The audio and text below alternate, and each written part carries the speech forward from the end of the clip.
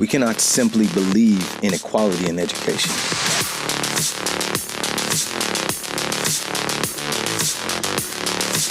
We have to create it. The United Negro College Fund and the Thurgood Marshall College Fund continually strives to support HBCUs by driving STEM education and tech entrepreneurial experiences. In partnership with industry, we design curriculum on HBCU campuses that shapes future business leaders.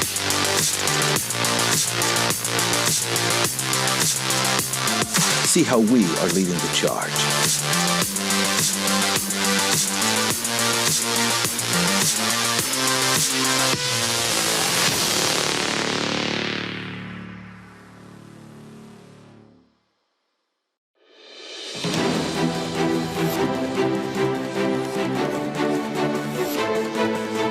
Welcome, and thank you for attending today's presentation, STEM Education. Introducing our moderator and speakers.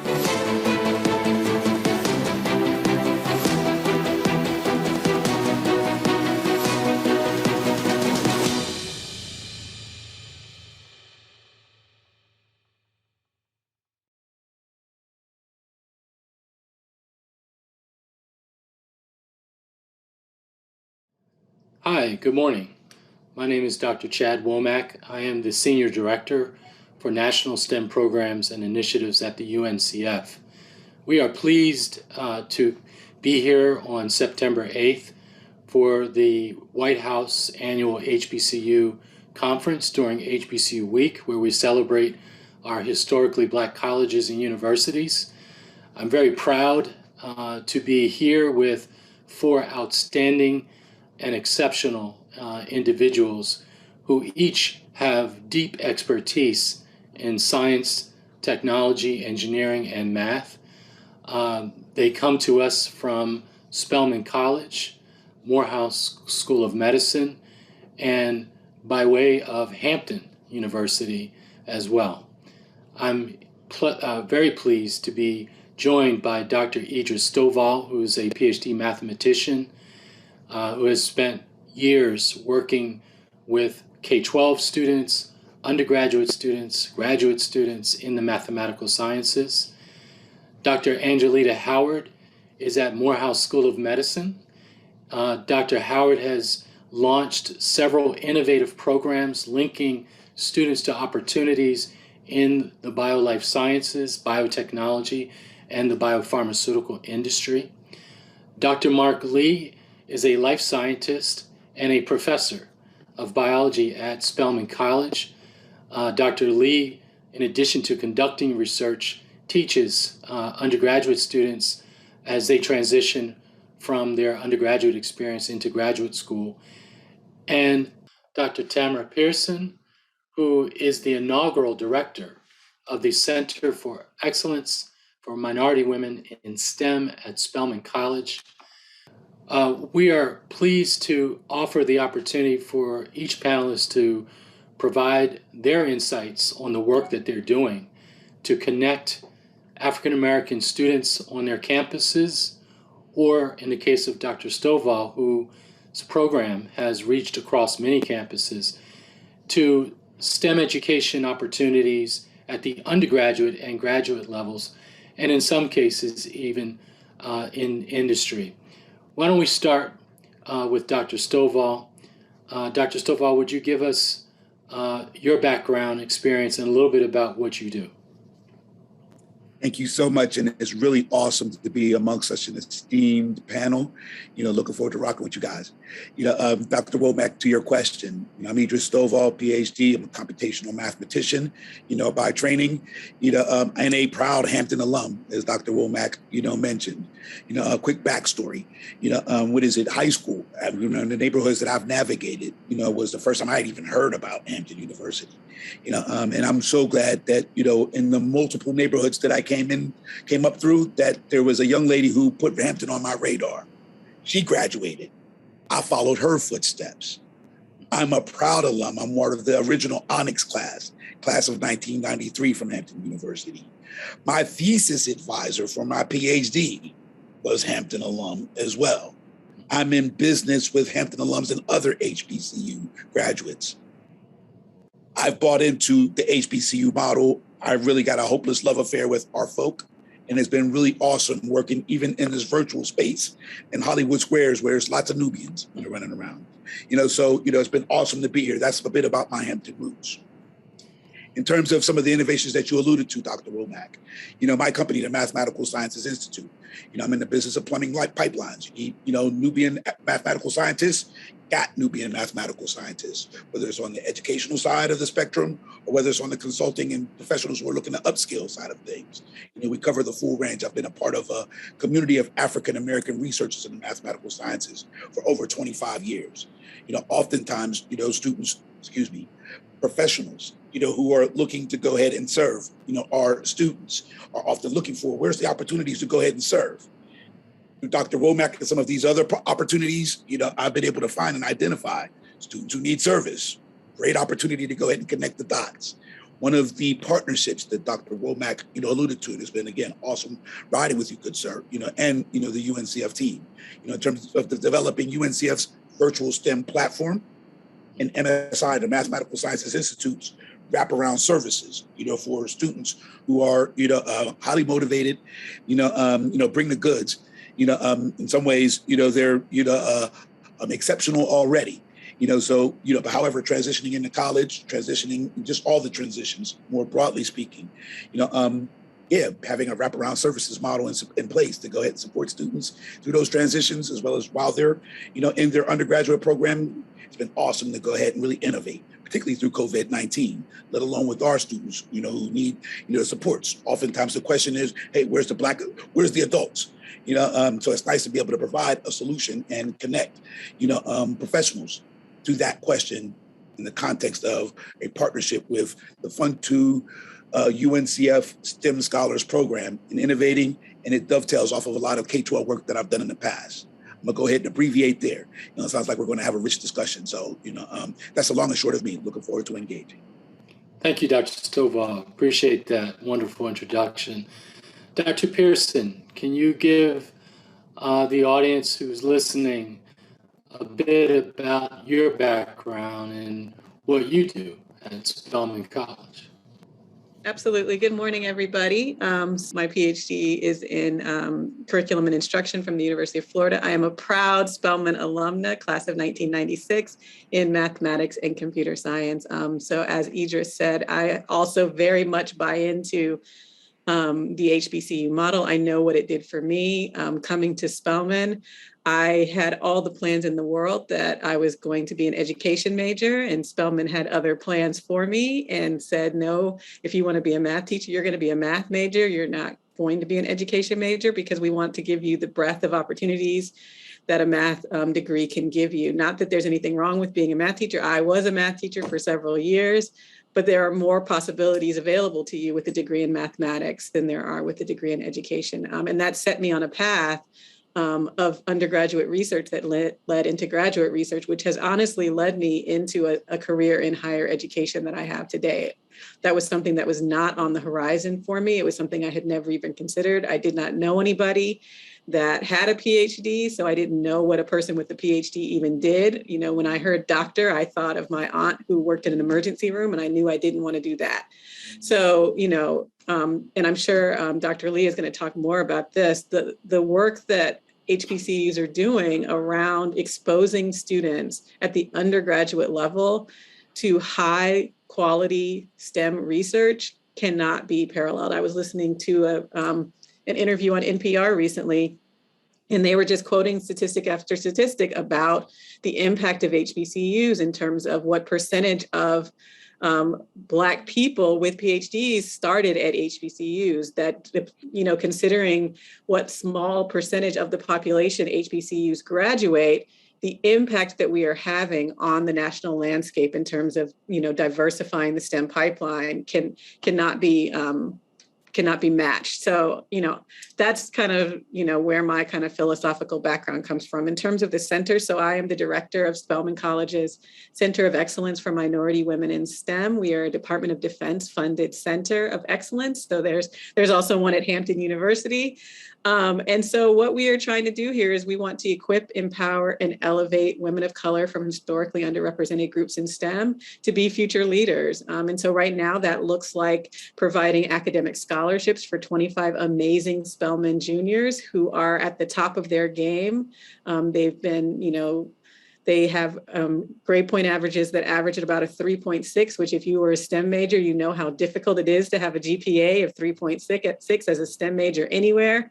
And then we also fund students to continue that tradition of undergraduate research. We match students with Spelman faculty who are interested in taking on students, but may not have the funding to support those students. And we pay the stipends for those students. And that's just on the student side. We also have lots of other opportunities.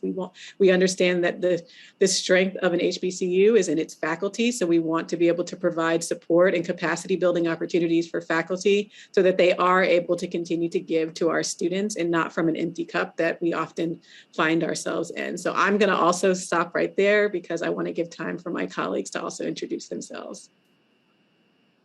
Thank you, Dr. Pearson. Why don't we go over to Dr. Angelita Howard at Morehouse School of Medicine. Dr. Howard, enlighten us on the great work that you're doing at MSM.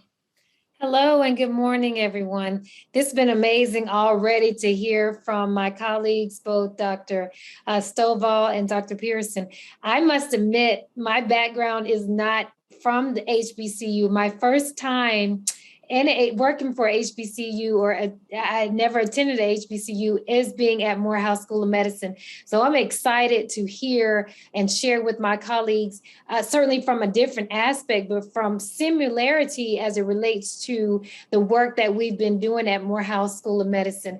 My background actually is in education as well.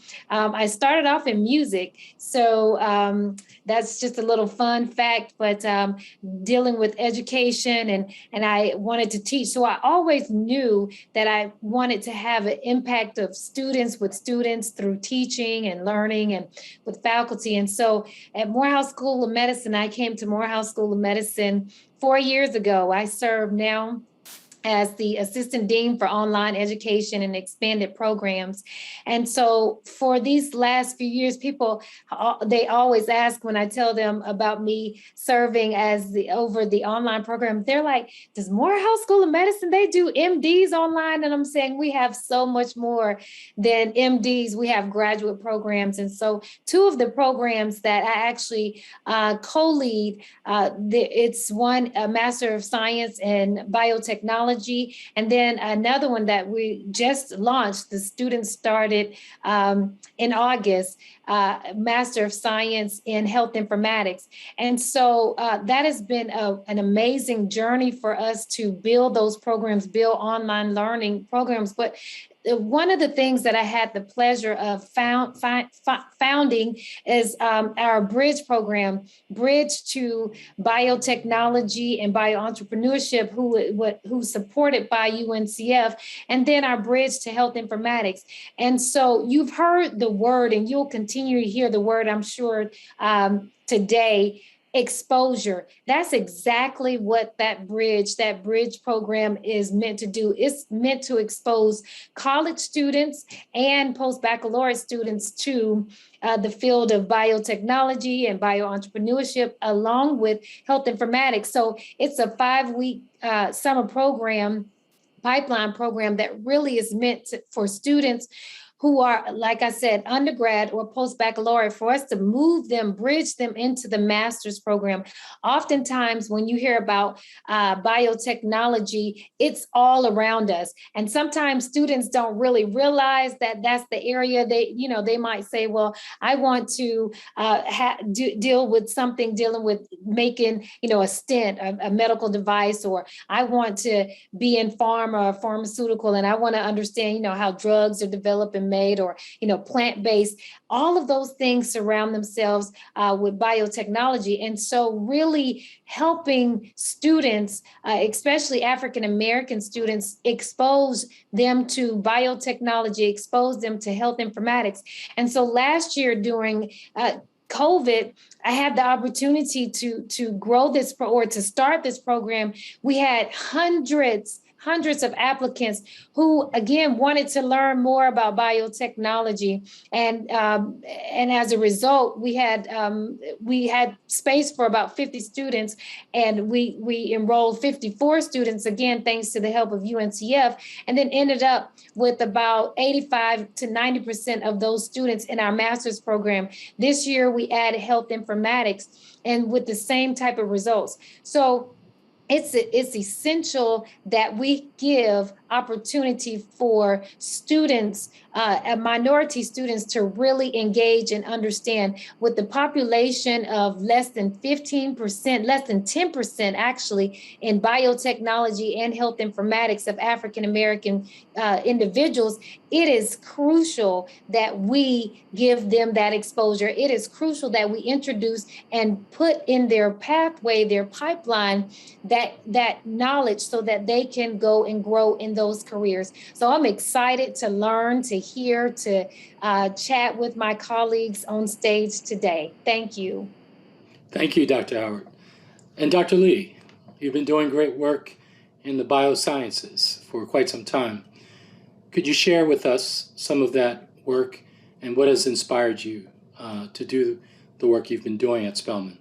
All right, thank you. And like the rest of my panel's colleagues, I am honored to be here and sometimes may wonder what earned me this honor. But anyway, I'd like to say again, thank you for the invitation. My role at Spelman has been mostly as biology faculty, as well as trying to contribute to the research infrastructure at the institution. One of the ways I've done that has been through piloting a postdoctoral program. One of the challenges of offering high quality education is having the right staff, having the right faculty. And one of the challenges I think HBCUs have sometimes is being attractive for high quality faculty. In other words, if I have several institutions to choose from, do I want to choose one that may have issues or may have challenges with resources? And by postdoc experiences, what we can do is show these individuals who are high caliber, have choices of all kinds of institutions around the country. We can show them the rich resources that are abundant at HBCUs, and like Dr. Pearson mentioned, how we do something special where we're under-resourced, but we are overproducing when it comes to our proportional share of the contributions to science. A lot of my work, honestly, lately is actually outward-facing because I've realized that as well as Spelman is represented in those spaces, much of the work can't be done by Spelman alone, that we have to partner with our HBCU colleagues and some of the best practices that are places like Moore School of Medicine is one of our top research institutions of minority populations, as well as places like Hampton, Howard, and some of the other usual suspects. We can't all do the work, so we have to share some of what is happening at our institutions with our partners, or some may even consider our potential competitors. And so with that, I've partnered with institutions like the National Academies of Science on the systemic change in undergraduate STEM education. There, I'm usually one of few faces that represent our institutions. And so there, I am there on behalf of Spelman formally, but on behalf of HBCUs in general. In addition to that, I'm part of PULSE. PULSE is the Partnership for Undergraduate Life Science Education. And that is organization is actually designed to influence institutions at the departmental level, so that departmentally, as the operational unit of the institution, our science and life science departments can do their best to implement and adopt national initiatives and adapt them to their local environment so they can impact their students in similar ways. In that same regard, I am a member of the NIH study section of TWDC. This is the Workforce Development Group. And the kinds of things that come across our table are those programs that fund NIH-funded training programs for students at all of our institutions. And I would say sometimes, again, that even in those spaces, being able to advocate for and discuss the rich opportunities that are available at our institutions that may not be seen as some of those places, it's really informative when I can speak authoritatively on that, even around other institutions. And in partnership with my local AU Center community, I work with the Mars School of Medicine on their Undergraduate Health Science Academy to help prepare undergraduate students for the rigors of graduate school and medical school or professional school in general. And then on top of that, in collaboration with colleagues at Mars School of Medicine, have worked a program to allow students to do dual degree. And this degree is an undergraduate degree at either one of the partner schools in the AU Center, Clark, Morehouse, or Spelman, and a master's in neuroscience at Mars School of Medicine. It is the only program like it in the country. We turn out the absolute most high caliber students who have gone on to Hopkins, Harvard, Emory in medical school and graduate school, and are doing phenomenal work. And then lastly, part of the so-called Mobile Summer Institutes. This is a program out of Yale, funded first by Howard Hughes. And the idea there is we go through training development for faculty, because it seems odd, but we place such trust in our institutions, and we expect our faculty to be highly trained, not only in their disciplines, but in pedagogy and in teaching and learning. But most of us have never received any formal teaching in that regard. And I'm sure Idris can speak to that and how his company can be support. But with the Mobile Summer Institutes, what they were doing is they were going around the country in some of our resource-rich institutions and sharing these best practices. And I noticed, as I was involved, the dearth of those that reached to our HBCU colleagues and began working with them to establish this Mobile Institute. And so now we're rolling it out to all of the other institutions in the country. So in that regard, it is multifactorial, it's multi-level. None of our problems are simple. All of them are systemic, and I'm doing my best to work on the systems. Well, all of you are doing outstanding work. It's hard to know where to begin because you're all doing such great work, and not just in one particular area, but in many different areas. But let me start by saying that we have a major challenge as African Americans in our level of participation across STEM disciplines. That challenge can be seen at different levels, ranging from K-12 to undergraduate to graduate to even the professions. When we look carefully, and we've done some of this work in my home city of Philadelphia to look at the STEM yield at the K-12 level, and I can tell you that the data unfortunately does not look good. The STEM yield at the K-12 level here in Philadelphia is somewhere around 1 to 2%, meaning that 98 to 99% of our young folk are coming out of high school unprepared to succeed at the post-secondary level, whether we're talking about for college or for career. So we've got some major challenges, but all of you have been doing great work. So the first question I have for each one of you to respond to in your own way is, from your experience, what are the structural barriers and challenges that young Black folk have as they are coming through the K-12 system? And from your perch, whether you're in the mathematical sciences, the computer sciences, or life sciences, or even health sciences, what are the common denominators that you think define those barriers and the challenges that young Black students and young Black youth face in thinking about or trying to pursue STEM education? I want to start with Dr. Pearson. Okay. So can I say white supremacy? Yes, you can. I mean, if we're talking structural barriers, right? I mean, you say structure, that's the first thing that comes to my mind, and everything else. And actually, I go to capitalism, and then everything else kind of falls out from there. I'm going to talk about, because I don't want to talk about every topic. I'm going to talk specifically about when we talk about, preparing students to go into computer science. Coming out of school. So, I've spent a lot of time doing research in this area and working with teachers in this area. And number one, we have a huge disconnect between what teachers are actually teaching in schools and what students actually need to know in order to become a computer scientist, right? There's a huge disconnect. And I don't think that's necessarily unique to computer science. You know, I was a teacher, and one of the things that's true is that teachers are by training educators, right? Most of them have not had any actual experience in the fields that they are supposed to be preparing students to go into.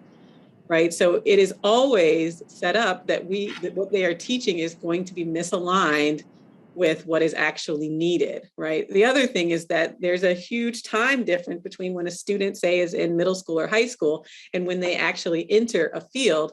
And so a lot of times what we struggle with in preparing teachers to be effective in their classrooms is, how do you prepare students with skills that are not specific to the time that you are living in, but are timeless skills that students can use no matter when they go into something, right? And I think that those two things actually go together. When you are teaching something that you are not intimately familiar with, you rely on specific skills, right? And when you are doing that, then what you're teaching is always going to be out of date. So that's one of the first issues that I see. The second issue is that we are also preparing students for an industry that doesn't necessarily want them to be in that industry, right? So the tech industry is not a welcoming place for Black people. That has been shown time and time and time again. But we continue to urge our Black students to prepare themselves, right? We have CS for All, right? We have all of these initiatives that are saying everybody needs to have computer science skills. So what does that mean? What that means is that we are now creating another class of individuals that have these basic tech skills that will be the future factory workers of our society, right? Coders will be the future factory workers. So we're teaching students that in order to have a high-paying job, you need to have these computer science skills. But if you have a dearth of people that have these skills, then those are no longer considered, skills that in high need. And so then we go back to capitalism and white supremacy in terms of who is getting the high paying jobs, who is getting the opportunities, and who's actually getting the low paying jobs and who's working in the factory. And so I say all of that, I don't want to leave on negative news, right? So what can we do, right? So one of the things that I work really closely with the Georgia Department of Education, and where they're putting a lot of their time and effort is on diversifying the computer science teacher pipeline, right? So that we can actually get more Black teachers teaching computer science so that our students can see individuals that look like them in the classroom that can actually say, right, this is what it means to be a computer scientist. So how do we take, people that want to leave the tech industry and come back into the classroom? How do we bring them back in to be able to teach the next generation? And then the last thing I'll say is that I know one of the things, even though I'm not a faculty member in computer science at Spelman, one of the things when I talk to Dr. Raquel Hill, who is the chair of computer science, that she always talks about in terms of why Spelman is so successful with students who may not have had any experience in computer science when they were in K-12, because that's also a reality for many Black students, is that they are coming out of high school not having ever taken a computer science class. And at Spelman, for any STEM major, it is required that they take a computer science class. And what she always says is that the success of Spelman, and I think this is true of most HBCUs, is that we meet our students where they are and then we take them to where we want them to be. So I'll leave it at that. Well said. And I'd like to follow up with you as we explore the disconnect, as you described it, between pedagogy and praxis. I think that's a rich area for a discussion. So thank you, Dr. Pearson. Dr. Howard, from your perspective, as somebody who's been designing some innovative programs and curriculum at Morehouse School of Medicine, what do you see as far as the structural barriers and challenges that young Black folks face? All right, so I want to actually go back, because for the first part of my career, I taught as a middle school teacher. Mm-hmm. And so as teachers are taught, especially in Georgia, and I'm certain in other states too, to teach to the standard. It is teaching to the standards, whatever the Georgia curriculum or those standards are, and get the students to pass the test. Mm-hmm. So that becomes your work. So you're never taught to bridge with partners or align your curriculum with industry partners or align your curriculum with potential job offers or potential opportunities. So there's never an alignment. It is teach to the standards, get the students to pass the test, and then send them to the next grade. And do it without parental support, not a lot of parental support. So meaning parents, when there are opportunities available for you to take your children to these STEM camps, these free educational STEM camps, I don't have the money. Well, it's free. I don't have transportation. Well, we'll get you a MARTA card. I don't have this. So that social determinants of, as we say at Morehouse School of Medicine, social determinants of health, the same thing certainly applies here. There are different social determinants of how we educate our students. And so for me, one of the biggest, the most rewarding experience is really seeing that students want this. They want it, but they need guidance. They need people to say, you can do this or you can make this happen. And so building pipeline programs or building programs, because we don't always get to expose them K through 12. And so making sure that whenever you can, how you can, when you get them, as Dr. Pearson mentioned, meet them where they are and start giving them that information, building that foundation for them. So there are countless of opportunities, but unfortunately, because of what's mandated at the K through 12, you spend so much time disciplining, you spend so much time trying to figure out resources, or again, like I stated, teaching to those standards, teaching to that curriculum, you're not able to align. So by the time you get to the college, we are building partnerships at an early stage, so that when you're building partnerships with people like Georgia Bio or different organizations, Microsoft, then you're actually creating pathways or pipelines, if you will, so that so they can see us, they can see our students, they can see that we are teaching them, and they're a part of, they become this partnership with us. So creating this partnership, we spend a lot of time trying to build these partnerships so that they don't recognize or they don't take us because they don't believe that we're worthy or we're not valuable or we're not as valuable as our other counterparts because they may have had 5 years of coding or 10 years of exposure here and there, that most of the time in predominantly African-American communities or schools, they're not offering that as a part of the curriculum. And if they are, they're not really mandating that students take this and give them that opportunity to open up. So I think the work is certainly cut out for us to continue on that pathway of building these relationships from the college to the to even to K through 12. One of the things I love about Morehouse School of Medicine is that we do have K through 12 programs, and we are consistently asked and really encouraged to be mentors in the K through 12 space, so that we can help them, even if it's 2, 3, 4, 5, or 6 students, but that we're giving them an opportunity. We're sharing with them information and knowledge so that they can make more informed decisions as they continue through their K through 12 process to be exposed, and eventually, hopefully, by the time they get to college, they're saying they've heard it enough that they'll at least think about choosing a STEM major. Excellent. Really love that phrase of social determinants of education. Thank you so much, Dr. Howard, for that insight. Dr. Lee, you've been doing wonderful work in helping the pipeline from Spelman to graduate school, but you also, my understanding, are proud father of several daughters who've attended Spelman as well. So you've seen, both from a personal standpoint as well as a professional standpoint, the continuum. What have you learned? What has sort of enlightened you as to what the challenges are and what the barriers might be? Thank you for that question. Yes, I have taken classes at Spelman. Clearly, I teach at Spelman. I've been a parent. The only thing I haven't done is been an alumna, and I don't think I have the qualifications to do that, but whatever. My daughters, who I have one that's a senior now and one that has already completed. And of course, I have several other daughters, or at least mentees by proxy, because of my role in educating them at Spelman. And what I've seen is that, just like Dr. Pearson mentioned earlier, the students come where they are. And it amazes me sometimes as college professionals, we try to be the one industry that can pick our clients. We want our clients to come to us already prepared.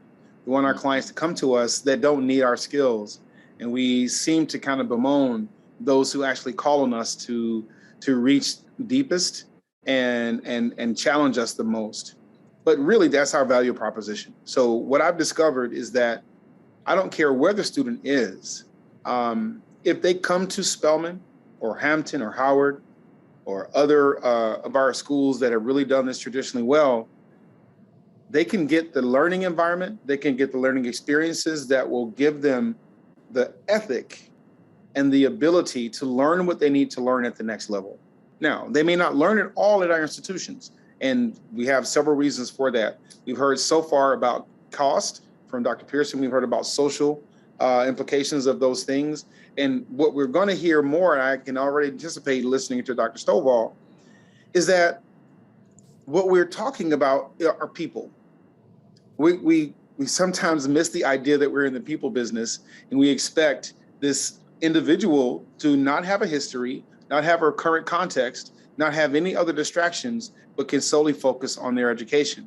Well, that is only for a small class of individuals who don't have the challenges of how expensive education is today. My daughters are benefiting from a Spelman education largely because I get a tuition waiver. So they could focus on school and not have to worry about working. Many of our students don't have that luxury. The other thing is, if I want you to focus on your science or your math, then, but I also expect you to work a full-time job at the same time while covering a full academic load, chances are that's going to be a bit of a challenge to your taking advantage of extracurricular activities. So I've learned that we're in the people business and we cannot pick our clients.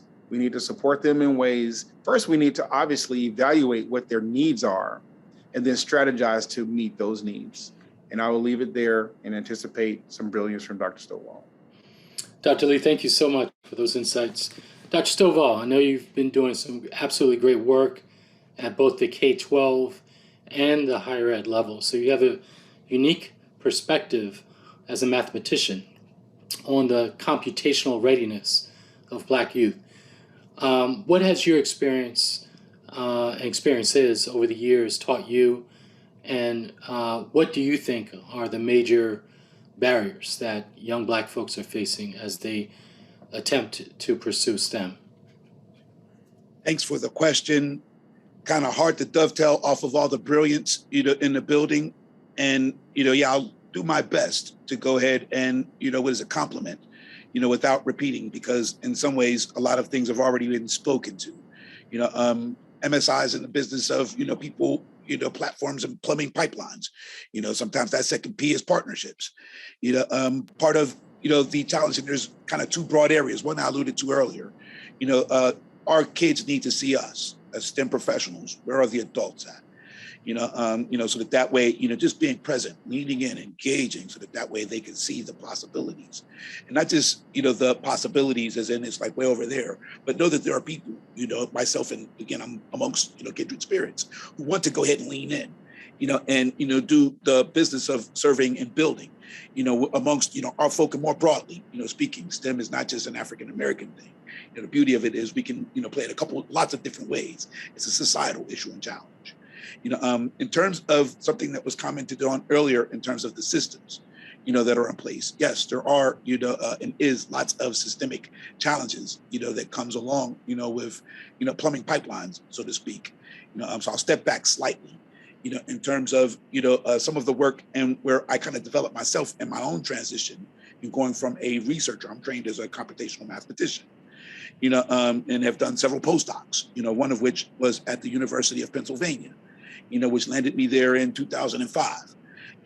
And I can't be in some ivory tower right in the heart of West Philadelphia, and, places where I come from, not formerly West Philly, but, places that look like it, and not do, some of the business of, doing kind of the Robin Hood thing, and I'll be a little bit more formal. What is it? The United States has one of the better higher ed systems in the world, right there next to a K-12 system, that has lots of challenges. And that's not to say that the higher ed system doesn't have its share of challenges. There's lots of problems and lots of blame to go around. I'll please stay constructive, not doing the blame thing. There's lots of opportunity, to go ahead and serve. So a big part of the early part of my transition in my career, going from researcher, to plumbing pipelines, is building higher ed K-12 partnerships, between the University of Pennsylvania, and, West Philadelphia schools, and I'm actually, let me forecast, I'm actually looking forward to innovating in similar ways with HBCUs and K-12 schools in their local communities. I got a real great opportunity to kind of hone a set of skills and experiences, that will, I think add value, with regards to the HBCUs, our community more broadly speaking. And then, innovative ways of partnering up, whether it be in person physically, or whether it be virtual. The world has shrunken up. But in terms of, the systems, particularly around, higher ed K-12. And part of the challenge is, managing agendas. There's so many daggone agendas and not all the systems line up well. So what I found effective, particularly, when I'm engaging in a new system, I'm not coming in there, like I'm, I know everything, I have a set of tools, I have a set of, folk who, bring, the goods and want to go ahead and serve. But I'm coming in to do just that, to serve. Where and how can I go ahead and add value?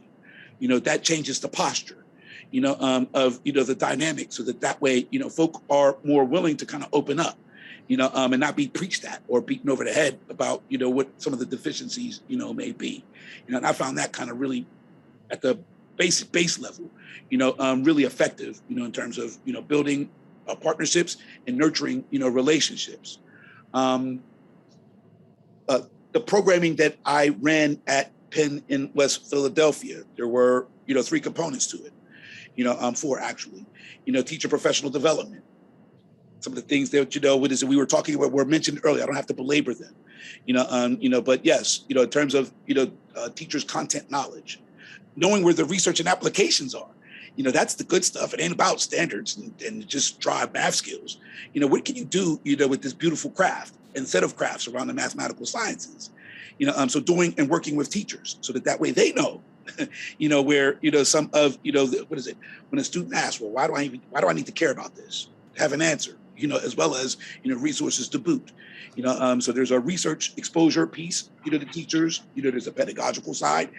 I'm not trained as an educator, so it's nice, however, I got kind of a nose for it, so it's really nice, to be able to engage educators so that way my formal game gets updated, and upgraded, as well as, I could bring resources so that way we could back map any content that I bring or curriculum that I've developed or the students who I'm working with, they develop, that we could talk about standards as kind of the after on the backside. It's not the lead in. We really want the application, the opportunities, to be the lead in. I'm sorry. Teacher professional development was one aspect. Service learning, that peer to near peer engagement. I'm getting more and more gray hairs as I get further along. So when I'm able to go ahead and then get, undergraduates to go ahead and partner, with K-12 students, and, schools that are close by, that's gold. You have a whole set of muscle, energy, and buy-in, because, the younger students see, their near peers engaging them, so, there's another level of buy-in that comes along with service learning, and the partnerships, where I've gained some experience, that I found extremely valuable. One of the things that happens, when, I've been able to bring in undergrads or other faculty members who look like them. The students at West Philly, one, they see, Black dude who's familiar, I can speak West Philly talk, and they see me bringing in, students who are near peers, attendance went up. The engagement, goes in. It's not just one teacher amongst, 20, 30, students, when, you bring in, lots of, undergraduates, the ratio changes, and there's, a deeper level of engagement, so, I found that really effective, so that's service learning, hiring, students so that way they could partner with teachers, co-plan lessons and co-implement them in the classroom. Teachers need support. It's nice to be able to arm them, with muscle that is there to help them on their agenda. Not just, Penn's agenda, which is, again, big shout to Penn for, creating a space for this type of experience to be gained so that way it can serve and build our people. The challenge oftentimes, and again, I'm preaching to preachers, in terms of achievement, on standardized tests, which are kind of a metric, for, how, and where one situates or gets situated in terms of higher educational opportunities. In West Philly, there's a lot of challenge there. So the vertical alignment, the vertical progression, that's still ongoing. What is it? 30% of high school students, drop out, and of the students who are aiming to go into, STEM at the undergraduate level, only 8.7 of them actually complete undergraduate degrees, let alone if we're talking African-American. For African-American, and I'll flip it positive, instead of it being 66%, don't persist to, completing their undergraduate degrees, it's really 33% that actually do. We want to build that, let's get away from the deficit mindset, and get more into the space of, how do we go ahead and grow, those who, bring the goods and get that to be more attractive to other students. Again, now peer to near peer service learning, teacher professional development, when you intervene, or, bring something to the table. I'm a mathematician. It's really important. How do you gather data? So that way, if you're being effective or not. I'm drifting some, off of that question, Dr. Womack, and I'll kind of put a bookmark there, for, the future parts of this conversation, I kind of sense, just like, the good Dr. Lee, the good Dr. Howard, the good Dr. Pearson, that, this is going to be a rich conversation. So I'll, pace myself, but I will say, this data driven. I'm a mathematician, it's about being effective. How do you know if what you're doing is having the effect besides just, attendance going up, and, students being engaged, how can we measure this? How can we see this? So, being really strategic in terms of assessments, surveys, sure, standards are important. I'm not mad at the standards. It's actually really well thought out by educators, but, that's a cog in a larger system of engagement and dynamics, that need to happen in terms of, being strategic and intentional about the types of data, that you gather, and doing it in such a way that, it's built on a foundation of trust. Those are all kind of key ingredients, that have been fruitful, in my experience, but I feel like I'm talking longer than because I want to listen, No worries. We can move on, but I want to acknowledge the fact that you've given us a wonderful framework for how to think about engaging communities that are often left behind, even though they're right next to islands of wealth and opportunity in places like University of Pennsylvania here in Philadelphia. Thank you, Dr. Stovall. We've got just a few minutes left, and I'm going to ask a really profound question and give you 30 seconds to answer. But we'll use this as a jumping off point, hopefully, to continue this conversation at another time. And we'll have another opportunity to go deeper into the subject matter. All of you have given us a lot to chew on, a lot of ideas, insights, and observations. But I want to leave with a thought of my own, that we are asking young folks on some level to form an identity around STEM that is often counter to what they've experienced and what society has told them that they are capable of. And I often think about, all of the unconscious bias and messaging that this society gives young Black youth. It's no wonder that we have such a challenge and some structural barriers that students are facing. By the time they're in high school, they've absorbed a lot of that negative energy and identification with their Blackness, their being Black in this country. Yet, like all of us on this call, some persist and thrive. Why is that? What is it that distinguishes those of us who have been fortunate to be able to see the opportunity, take advantage of the opportunity, and thrive in a field that's difficult? It's not easy. If you could give us synthesize your thoughts around that, 30 seconds, why do you think that is? What is it that defines those African-American youth that have been able to surmount the odds despite the challenges?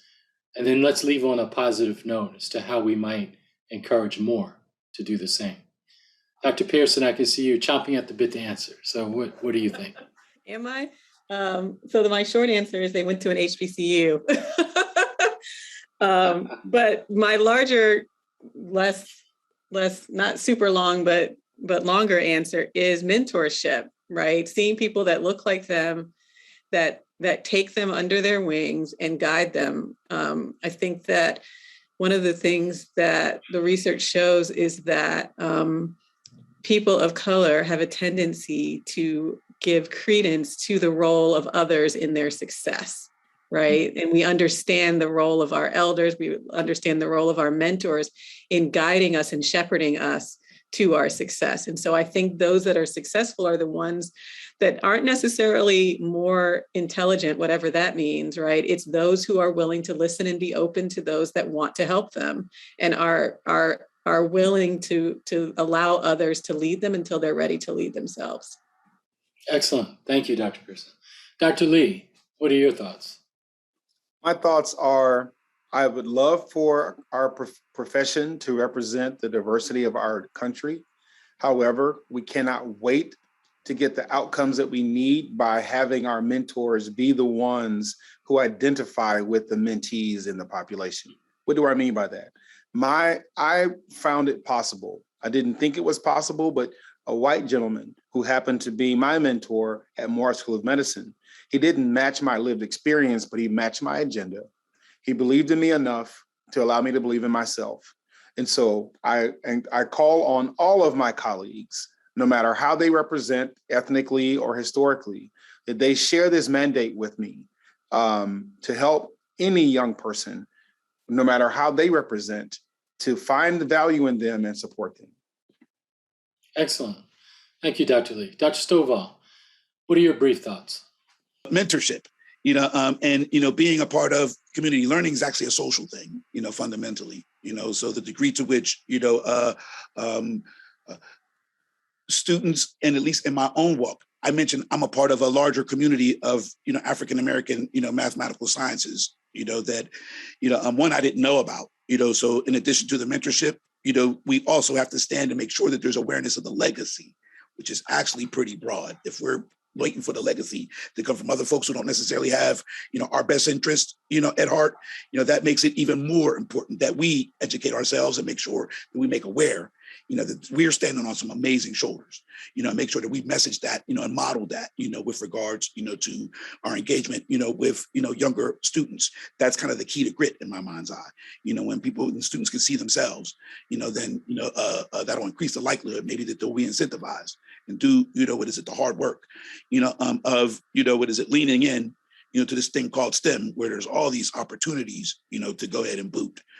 My call to action, with regards to, again, I'm preaching to preachers here, but wherever this video goes to other African-American STEM professionals, engage, lean in, serve and build. Our students need us. That's the future, so, I'll leave on that note. I don't know if I'm 30 seconds. I think I might have been, but, good stuff, sir. And I really appreciate, the opportunity. Thank you, Dr. Stovall. Dr. Howard, close us out. What are your thoughts? Champion.